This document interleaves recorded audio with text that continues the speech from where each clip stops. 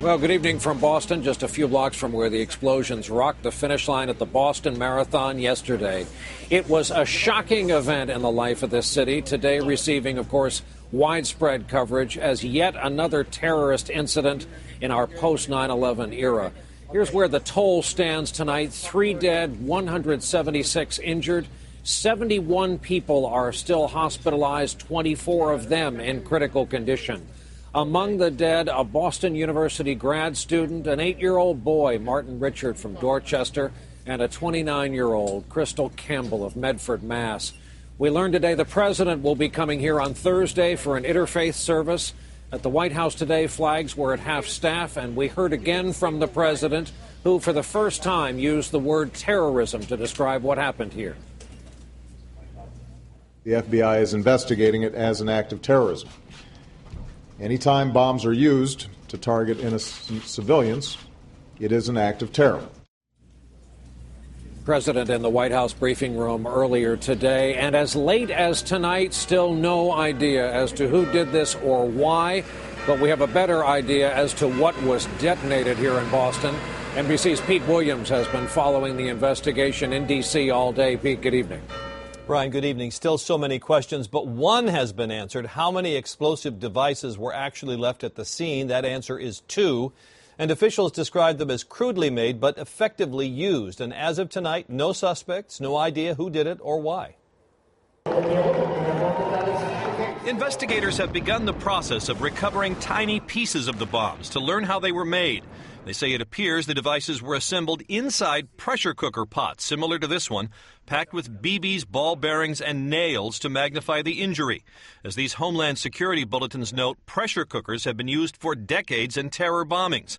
Instructions for making them appear on the internet, including just last month in an Al-Qaeda magazine, Inspire. Investigators say the explosive in Boston was most likely smokeless powder, gunpowder like this, available at sporting goods stores, not something more powerful like dynamite. And they believe the bombs were carried to the scene in dark nylon bags and set off by timers. The FBI is examining photos like this from NBC affiliate WHDH to see if the nylon bags might have been placed in trash bags on the sidewalk to appear less conspicuous.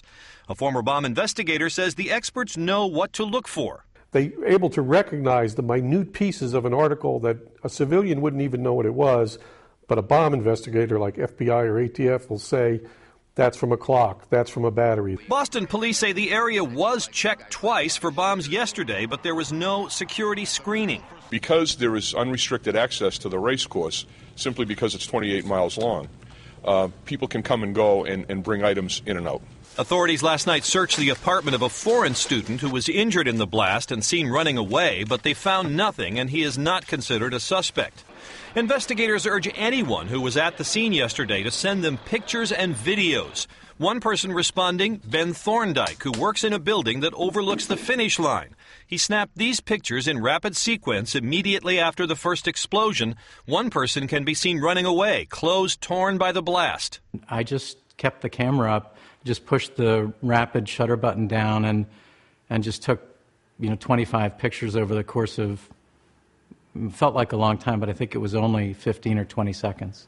Police and federal agents even took the highly unusual step of asking people leaving Boston at the airport today if they had pictures of value too. And this breaking news on another note, an unrelated note, the FBI is analyzing an envelope sent to a U.S. senator but intercepted at an off-site mail site. A field test indicated it was positive for the poison called ricin. It's now in the lab to see if it really is that chemical. Brian? Pete Williams in our Washington bureau tonight. Pete, thanks.